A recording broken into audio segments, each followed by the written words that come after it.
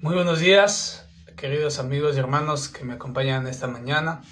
Vamos a empezar nuestro devocional para este día, pero antes de iniciar vamos a orar a nuestro Dios para que Él dirija este tiempo. Oremos. Santo Padre Celestial, te damos gracias, Señor, por este maravilloso día que nos bendices. Este tiempo, Señor, háblanos, habla a nuestros corazones, la palabra que va a ser compartida, que sea entendida, que sea atesorada en nuestros corazones y que tu Espíritu revive a nuestro corazón, Señor, nuestras fuerzas. Rogamos, Padre, que sea de mucha bendición y también ruego por cada uno de los que se conecten esta mañana, que podamos ser bendecidos por tu palabra. En el nombre de Jesús, amén. Muy bien, hermanos, en esta maravillosa mañana vamos a estar meditando en el libro de Marcos. Vamos a estar leyendo el libro de Marcos, el capítulo 14, desde el verso 26 al 31. Y vamos a ver un poco acerca de el orgullo que precede a la caída. Es decir, vamos a ver cómo, de qué manera y qué dice la palabra acerca de cómo nosotros debemos de responder y responder y tener ese temor hacia Dios respecto al pecado y luchar frente a ello, ¿no? Por eso es que en Mateo 14, 26 y 31 nos habla acerca de un escenario en el cual muchos de nosotros nos vamos a sentir tal vez identificados, ya que nadie, ningún creyente es inmune ante la caída, ante el pecado. Así que vamos a leer Marcos 14, 26, 31 y dice lo siguiente.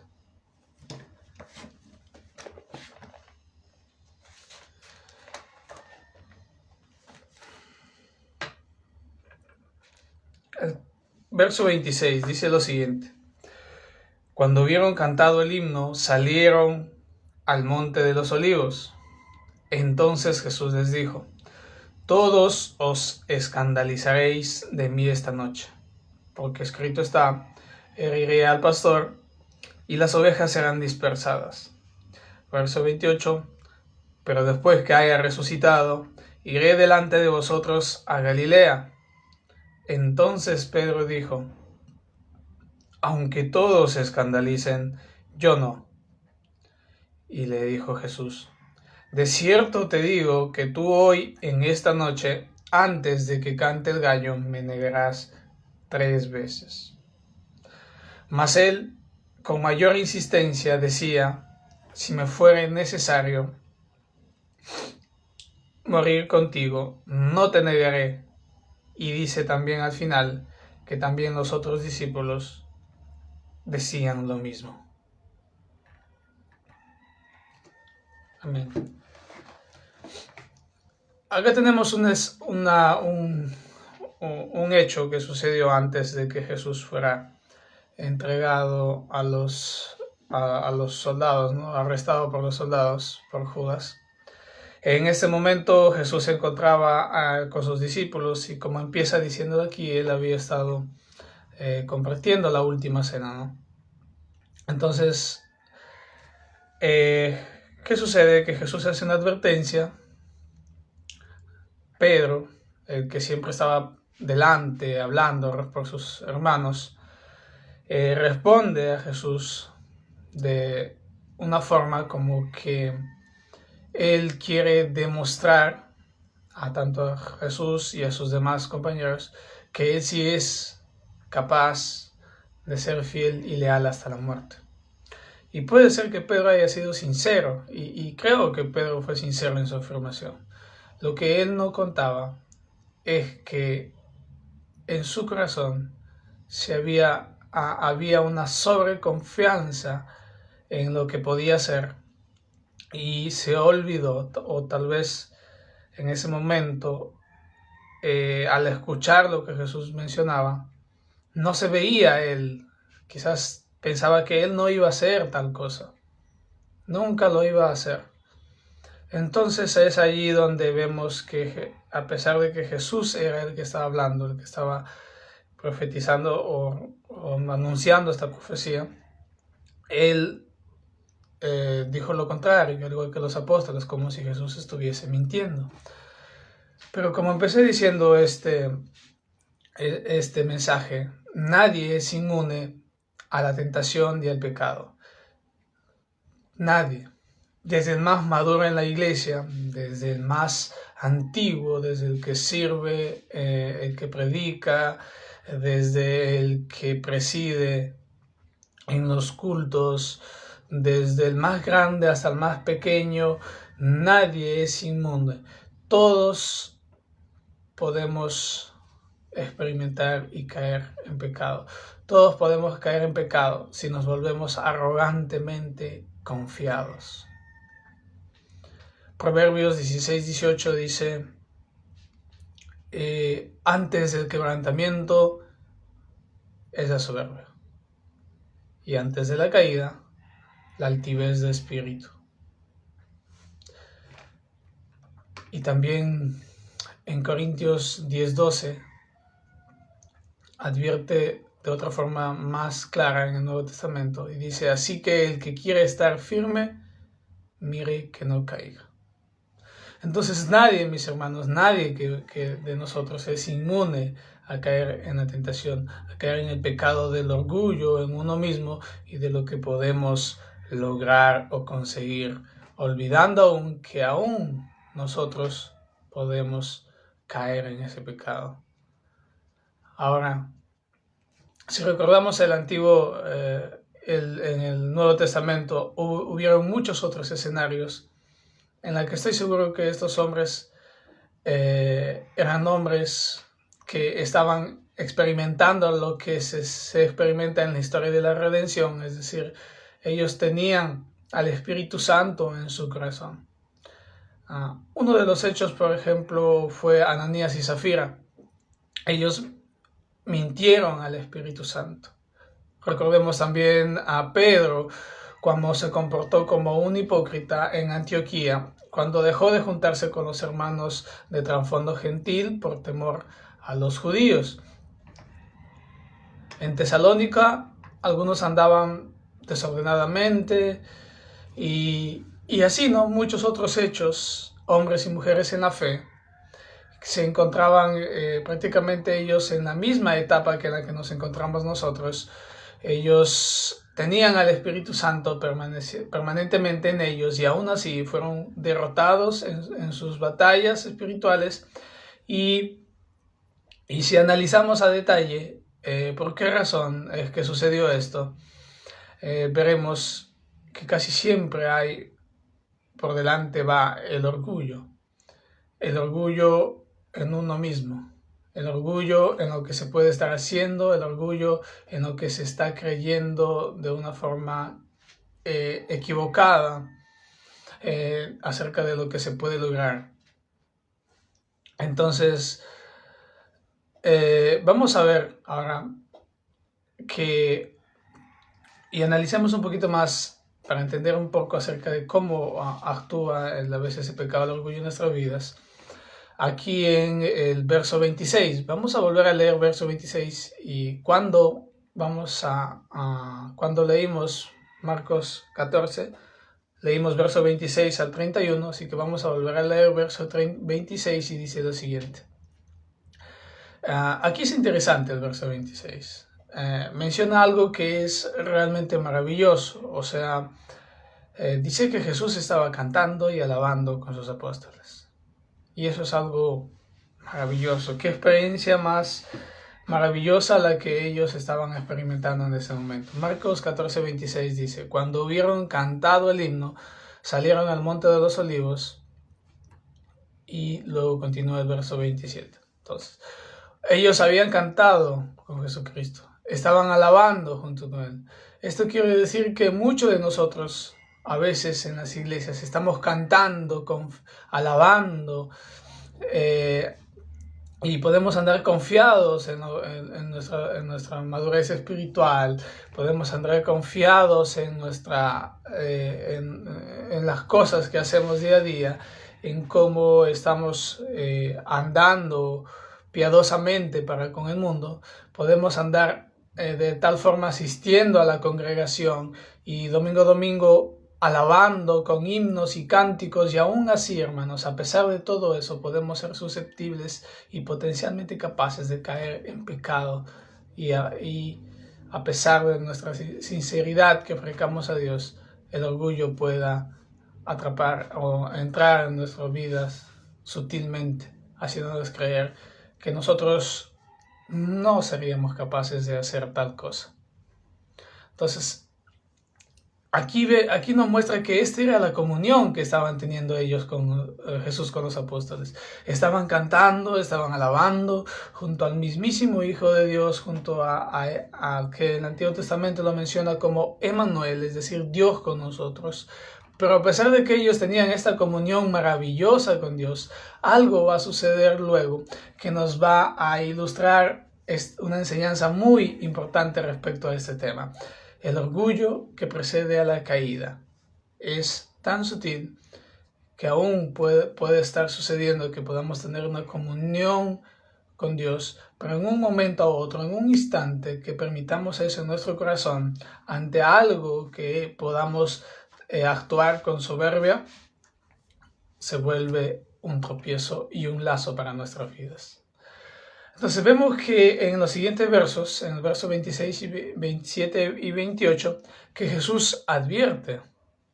Entonces, primero, vemos que los apóstoles tenían una comunión con Dios, estaban en comunión, estaban alabando y adorando. Pero luego ellos escuchan una revelación, y es Jesús mismo el quien les va a dar la revelación. Y Jesús dice: todos escandalizaréis de mí esta noche, porque escrito está. Se estaba diciendo, esto está profetizado. Esto dice así y así va a pasar. Porque escrito está, heriré al pastor y las ovejas serán dispersadas. Pero él no solo dice eso. Claro, él acaba de indicar algo que no es muy alentador, que no es de agrado oír. Yo creo que uno de nosotros, que alguien venga y nos diga, escrito está, tú vas a, no sé, vas a tomar algo que no era tuyo, de tu hermano, y no lo dirás a nadie. Es decir, vas a robar. Y uno diría, no, imposible, yo no voy a hacer eso. Y es un ejemplo, pero aquí es Jesucristo quien les dice, todos os escrito está, heriré al pastor y las ovejas serán dispersadas. Es decir, lo que él estaba diciendo, todos me abandonarán. Y luego él continúa diciendo en el verso 18, él dice, porque después que haya resucitado, iré delante de vosotros a Galilea. Entonces, ¿qué pasaba aquí? Jesucristo está diciendo primero que ellos lo abandonarían. Él está diciendo no solamente que ellos abandonarían, sino que le dice, escrito está. O sea, no era algo que él estaba diciendo recién en ese momento, no era algo que se le ocurría, esa era una profecía que se iba a cumplir. Era la palabra lo que él estaba diciendo que se tendría que cumplir. Entonces él le dice, escrito está, y esto va a pasar. Y como está escrito esta cosa también, ellos deberían saberlo, ¿no? Ellos eran instruidos muchas veces en la palabra y debieron de recordar en ese momento esta profecía que estaba en el Antiguo Testamento, pero lejos de eso hicieron lo contrario. Entonces Jesús lo está diciendo y claro, sabemos que si Jesús lo dice, pues no va a estar vacilando, él no va a estar haciendo una especie de broma respecto en ese momento, respecto de lo que iba a pasar. Jesús le estaba diciendo algo que sí iba a pasar y iba a ser así, y era la palabra de Dios la que se estaba escuchando por los apóstoles. Definitivamente era verdad sus palabras. Y es exactamente a veces hoy en día lo que sucede en nosotros en la actualidad, al escudriñar las escrituras y leerlas, al meditarlas. Pero por sobre todo se nos llama, cada vez que tengamos que meditar en la palabra, a tener fe en lo que leemos, a creer en lo que leemos y meditamos. Porque aunque aquí es Jesucristo quien está hablando, es Jesucristo quien está anunciando, vemos que los apóstoles, lamentablemente, creen que Jesucristo estaba diciendo algo incorrecto, que no iba a pasar. Y así nosotros en la palabra. A veces leemos, a veces meditamos, pero al final no lo creemos. ¿Y cómo nos damos cuenta que no lo creemos? Cuando la palabra dice, ay de mí si no predico. Ay de mí si no predico el Evangelio, dice Pablo. ¿Y qué hacemos? Bueno, yo creo que cada uno de nosotros sabe en su día a día cómo vive, pero muchas veces se nos olvida esto. Tomamos como si fuera opcional, como si fuera solamente para algunos y no para todos. Ahora, ¿cómo debemos responder a la palabra de Dios? ¿Cómo debemos responder? ¿Cómo debieron responder los apóstoles? ¿Cómo debemos responder cuando la palabra nos habla? En Juan 10:27 dice, lo dice más claramente, ¿no? Jesús dice, mis ovejas oyen mi voz y yo las conozco. Y al final dice, y me siguen. Eso es creer. Uno puede oír la voz de Dios, uno puede conocerlo, pero no creerlo. Pero acá dice, mis ovejas oyen mi voz, yo las conozco y me siguen. No solamente lo escucharon, no solamente lo conocen, sino les siguen. Y dice, yo les doy vida eterna y no perecerán jamás, y nadie los arrebatará de mi mano. Lamentablemente pasa muchas veces en la que no queremos seguir a Jesús a su manera, queremos seguirle a nuestra manera. Nos confiamos tanto en nosotros mismos que confundimos eso con la fe y el temor a Dios que debemos tenerle. Jesús no solo estaba anunciando algo que iba a suceder pronto, sino que él aparte de eso, les daba una promesa. A ellos, a pesar de lo que iba a suceder, Él les ofrece que no les abandonaría. Por eso dice el verso 28, pero después que haya resucitado, iré delante de vosotros a Galilea. Es decir, Jesús estaba diciendo, esto va a pasar. Pero después que suceda, yo estaré delante de vosotros en Galilea. ¿Qué se nos dice hoy en día, mis hermanos? Hoy en día se nos dice, nadie de los creyentes es inmune al pecado. Todos podemos pecar. Y la promesa es, hijitos, si alguno ha pecado, abogado tenemos a Cristo Jesús. Pero el orgullo que hace a veces en nuestras vidas nos confía. Nos hace creer que nosotros no somos capaces, que por la comunión que estamos llevando con Dios sería imposible que hagamos eso. Cuando deberíamos clamar al Señor, Señor, ten misericordia por nosotros. Veamos los versos después, 29, 30 y 31, y para terminar. ¿Qué pasa? Los apóstoles no creen en Jesús. Dice, entonces Pedro le dijo, aunque todos se escandalicen, yo no. O sea, Jesús había hablado, él había profetizado, y Pedro lo que está tratando de decir es, te equivocas. Ahora, ¿qué más? Y le dijo Jesús, de cierto os digo que tú hoy esta noche me negarás 3 veces. Entonces, mas él con mayor insistencia decía, si me fuera necesario morir contigo, no te negaré. Y acá dice que también los demás decían lo mismo.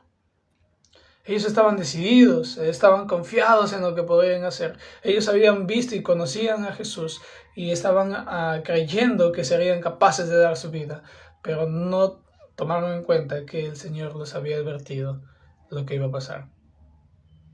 Habían dudado de Dios. Su fe había faltado.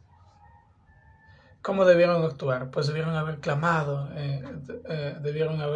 por misericordia y fortaleza para que su fe no les falte al atravesar esa amarga etapa.